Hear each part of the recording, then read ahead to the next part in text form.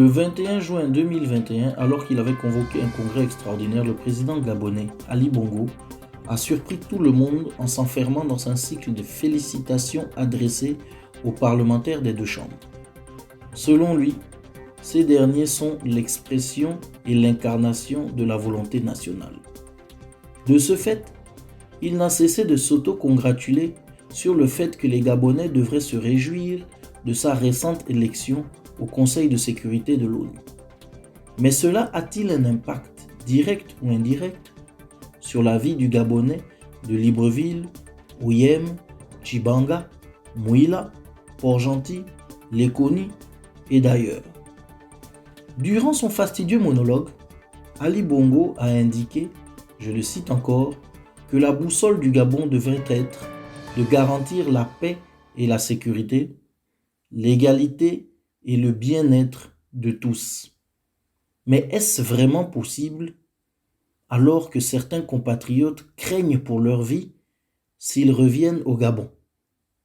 Ce dernier, toujours égal à lui-même, a gratifié l'Assemblée d'un concept qui, je pense, n'a pas fini de faire parler de lui, en appelant les Gabonais à la paix intérieure qu'il a appelée la concorde civile et du vivre ensemble qui, paraît-il, manque cruellement en Afrique. Après le passage de ce dernier au Parlement, il est important de faire une petite synthèse et de souligner ce qui pourrait paraître important ou qui le devrait. Alors, qu'a dit ce dernier? Si vous avez écouté son intervention, vous remarquerez qu'il n'a fait aucune annonce significative, aucun bilan réaliste de la situation de la maison Gabon qui est en proie à des flammes voraces et insatiables. Notons que cela fait des années que son Excellence Ali Bongo Ondimba présente des concepts qui se sont révélés inefficaces sur le plan du développement, mais qui ont permis le décaissement de dizaines de milliards de francs CFA qui se sont malheureusement évaporés à cause des fortes chaleurs gabonaises. Rappelez-vous, l'émergence, l'égalité des chances, la construction de 5000 logements minimum par an ont disparu comme une douce rosée matinale pour laisser place à la désillusion et au désespoir qu'Ali Bongo semble dans l'incapacité de voir. Comme l'aurait dit le Christ, il n'est pire aveugle que celui qui ne veut pas voir.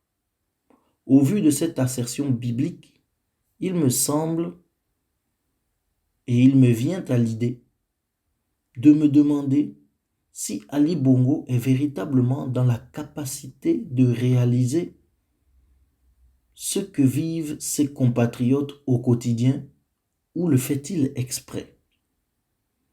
Alors que les parlementaires le gratifient désormais du pouvoir de nommer 15 sénateurs sur 52, sommes-nous encore dans l'expression du peuple, la démocratie?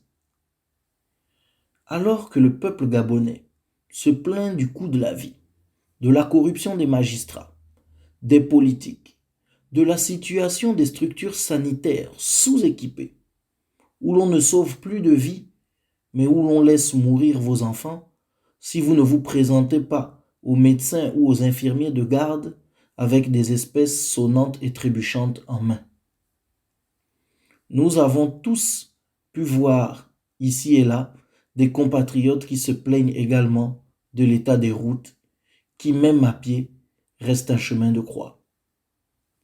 C'est au vu de tout ceci qu'il m'arrive de me demander si Ali Bongo serait un extraterrestre qui ne vivrait pas, non seulement sur la même planète que l'ensemble des Gabonais, mais surtout de savoir s'il est possible de faire une rétrospective de l'état du Gabon éternel à son arrivée au pouvoir et à l'impact qui a été le sien sur le panier de la ménagère.